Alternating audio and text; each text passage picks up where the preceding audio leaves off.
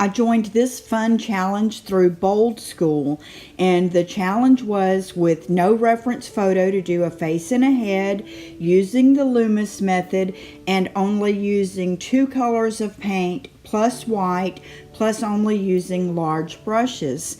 Here I chose to use Cobalt Teal, Blick Artist Acrylic, Chromium Oxide Green, and Titanium White. The brushes that I chose were, these babies are huge too. This is the Blick Mega Brush. I have the number 40 and the number 50 and then another random brush. What I'm doing here, these are called strings. We're creating different values of each color so that we have a color for highlights, a color for shading, and a color for the midtones. And I have a little bit for the shadow. I'm going to mix the darker colors together in a minute too. But these are going to give us a little more of a value to our palette to create the facial features.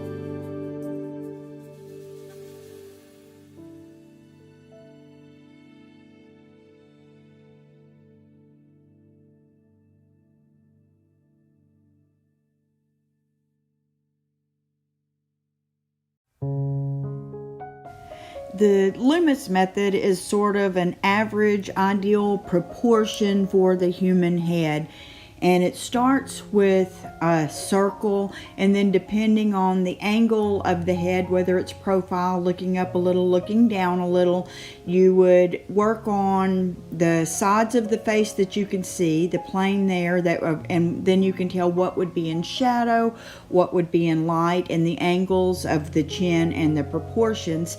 And it goes by, you through the center would be the level between the eyes and the eyebrows, and then it's an equal proportion from there up to start the hairline, from there down to be the bottom of the nose, and then from there down to the bottom of the chin.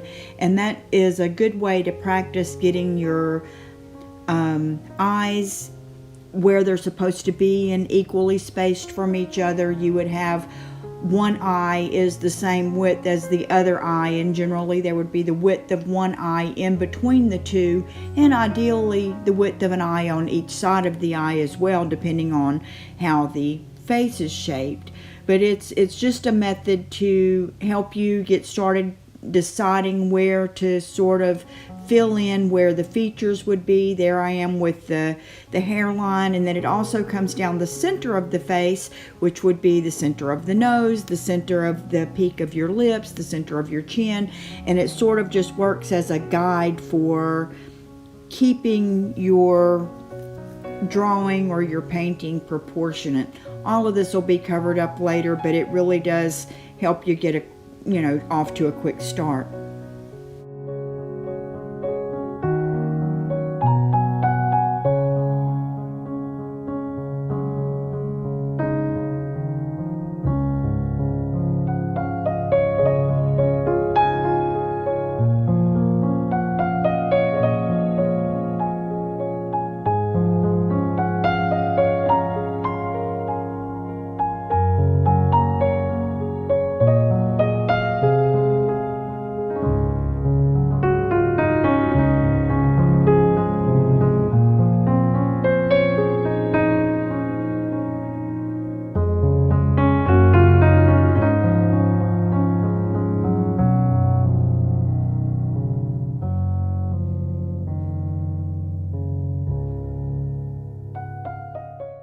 Another big part to this challenge was that we were doing a face or a head, and it had to be from memory and not from a reference photo. And when you really stop and think about what kind of face, whose face can I draw that I can recognize enough to feel like I know what I'm doing, and I just wasn't sure. So what came to my mind was Jesus. And while Jesus may look different to some people than others, where I grew up in my grandparents' home, which was a very religious home, there were pictures of Jesus, and he had, long light brown hair and a beard and just perfect proportions for his face. So I thought, you know what, that's one that I feel like I could do, and even if no one recognizes that it's Jesus, I'll know that it was, and it gave me a basis for how much hair, how much, the type of eyes that they have, a beard and all that. And I thought about all the different ways. This is the way that Jesus looked in my home when I was growing up, but I know that a lot of people believe that since he came from Middle Eastern countries, maybe he was darker skinned or darker haired, but I wanted to go from my memory and what I was thinking. So I was very proud whenever I sent the photo to my VA, Renee. She's like, "It looks like Jesus." And I'm like, yes, someone else recognized it. So I had a good time with that portion, and I tried to put a little bit lighter through here. You'll be able to see that I mixed a lot of the white around the head there because I want him to have a little bit of a glow, not exactly a halo, but at least a little bit of the glow. And I've used so much of the green so far. I wanted to get some of the teal in there before I bored myself to death, but I wanted to get just a smaller amount of color on the inside and darker on the outside. So I started thinking about my background a little bit here too.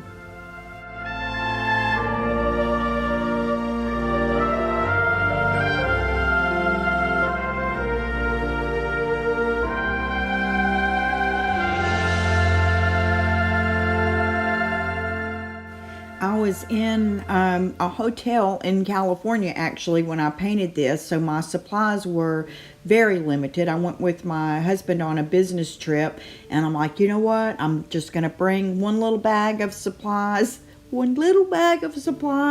and work on a couple of challenges. And this is the only one I really had time to do because we were only like 2 days there, 2 days getting there, 2 days getting back. They were very long days, but this is just to, remind you that when you do go anywhere, take a small bag of supplies with you and have some fun, while you're away from home too. It's very freeing. I used a little water on the edges here for a little bit of drips and things down through the background. And then I'm going back in and using that same teal to start with the irises and a little bit more of the, of the other color instead of just the green at this point.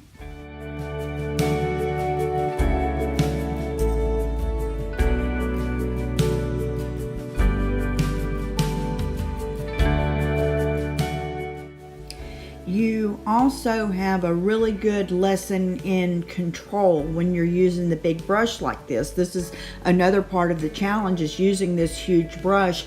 You have to learn that you can't make every line perfect. Everything won't go where you want it to go. Everything won't be completed in that first stroke. And you learn how to hold your brush differently and use it from different angles to use that tool to get what you want out of it, and that's pretty freeing too. It takes a lot of pressure off of you because there's no way to control it when you're using that large of a brush.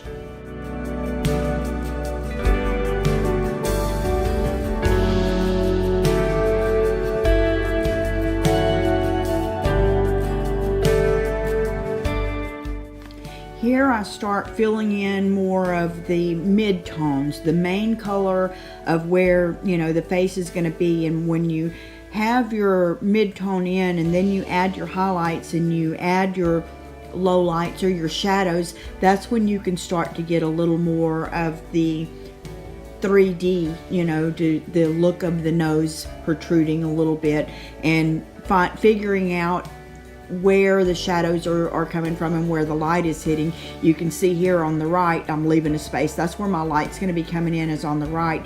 And I'm darker, and especially darker around the hairline there and in the part on the left hand side. So you can decide those as you go, and I'm going in with a lighter value here, not completely white yet, and it will be layers. It will get lighter in the lighter areas and darker in the darker areas as we go.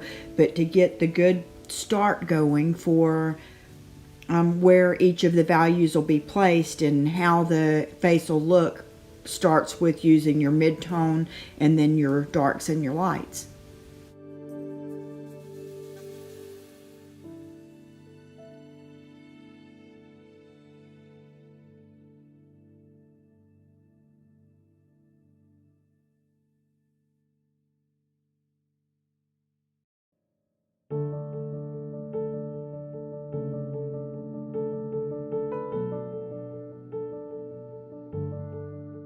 Really think about where the sun would hit, where the light would hit. It's going to hit more on things that are out a little bit.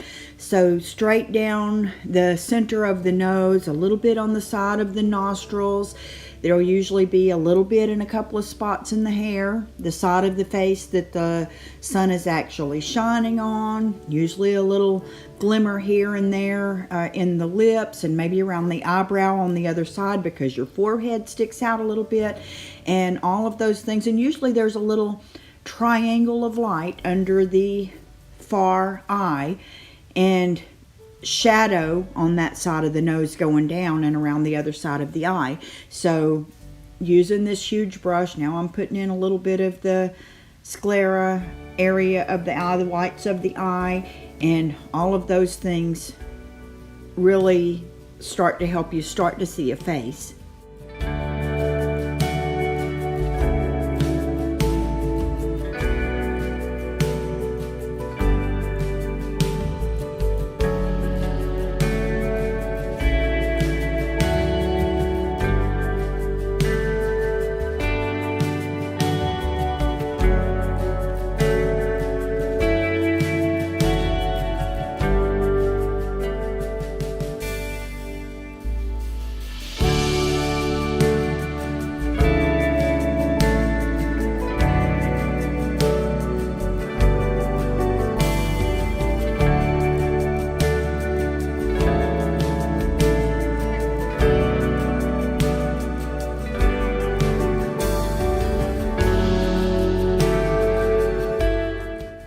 Went back down to a 1-inch flat. This is where I would normally use maybe even a liner brush or a very small round or something like that, or very small angle to get these kind of details. But I went down, part of it's using a large brush, so I went down to a 1-inch flat, and I'm going on the shadow side of the face where it would be darker under the hair. You would hardly be able to see much in there. The side of the nose, detailing around the eyes a little bit to help bring them back out, and you know, work on the irises a little bit, and the center of the lips is usually really dark. So I'm really putting in the shadows and the darker areas now, and that helps that area to recede a little bit and bring a little more detail into the features.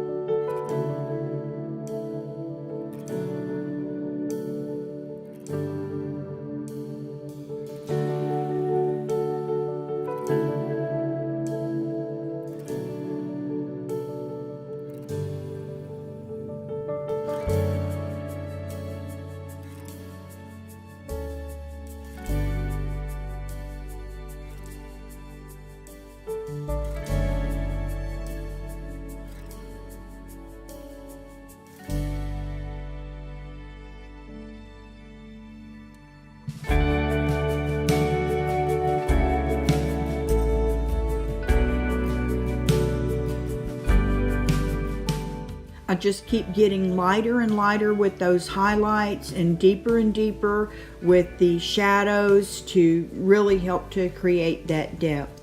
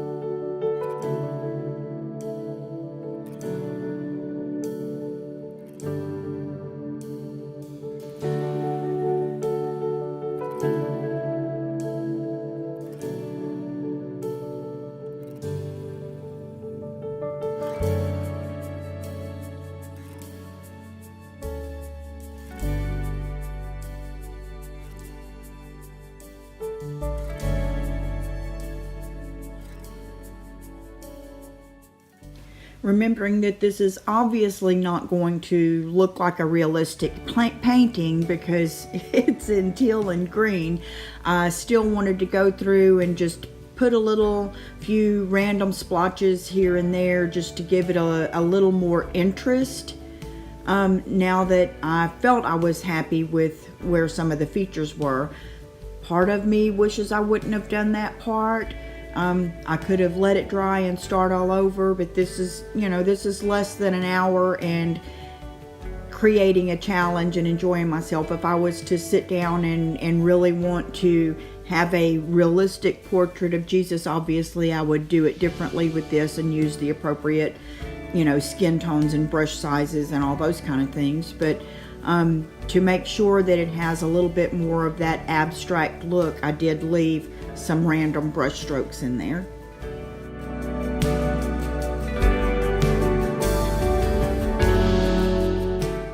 I decided that the background was a little bit too teal. I wished it was a little bit darker on the edges, so I did just sort of cross-hatch some random green there on the edges.